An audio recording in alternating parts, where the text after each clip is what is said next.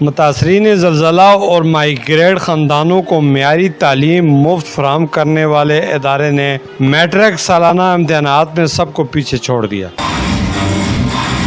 سالانہ تقریب Al Noor progressive model public school بٹدریاں گراؤنڈ میں منعقد ہوئی، جس کے مہمان خصوصی ڈاکٹر جہانگیر تھے۔ تقریب کی صدارت مانسہرہ کے سینئر صحافی میر افضل گلزار نے کی۔ پرنسپل سکول میڈم نگینہ اور سٹاف نے میزبانی کے فرائض سر انجام دیے۔ تقریب کا آغاز تلاوت کلام پاک حمد و نعت کے بعد طلباء و طالبات نے تقاریریں کر کے حاضرین سے خوب داد وصول کی، جبکہ بچوں اور بچیوں نے قومی ملی نغمے پیش کیے۔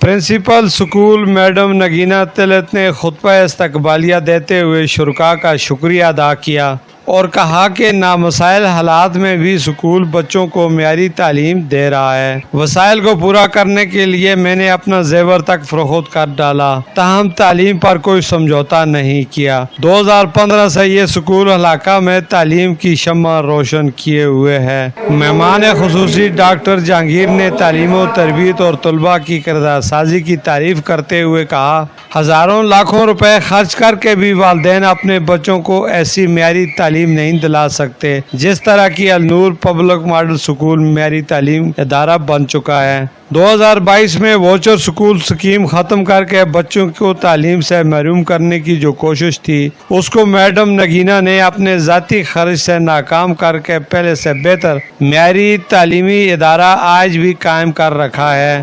میر افضل گلزار نے اپنے خطاب میں کہا کہ النور پروگریسو سکول اس خطے کا معیاری ادارہ بن چکا ہے، جس نے طلباء و طالبات کا مستقبل روشن کرنے کا حلف اٹھا رکھا ہے، جس کی جتنی بھی تعریف کی جائے کم ہے۔ تقریب سے دیگر مقررین نے بھی خطاب کیا اور اختتام پر ملک و قوم کی ترقی سلامتی کے لیے خصوصی دعائیں کی گئی۔ کیمرہ ٹیم کے ساتھ گلفراز افضل، DMM نیوز، مانسہرہ۔ قسمت کی لکیریں چھوڑ دے تیری پھونک سے بدلیں روز یہ جھوٹی پڑ